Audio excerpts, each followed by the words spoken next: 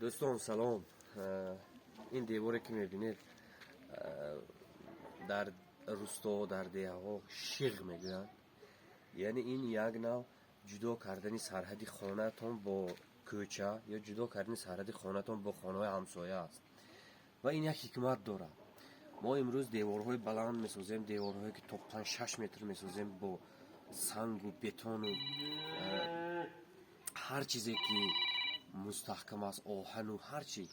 اما این مردم دیه ما حالا در دیه لنگری ناحیه نورآباد هستیم.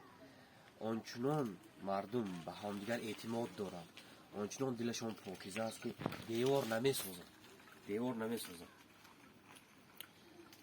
و از همدیگر باور دارند که هیچگاه به خانهشان از طرف همسایه خیانت صادر نمیشود، هیچگاه.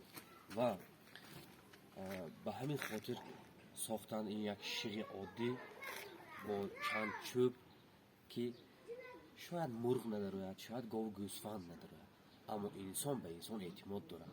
قلفی کلان در او دیوالی بلند در کار نیست و این از پاکیزگی دل همین مردم است.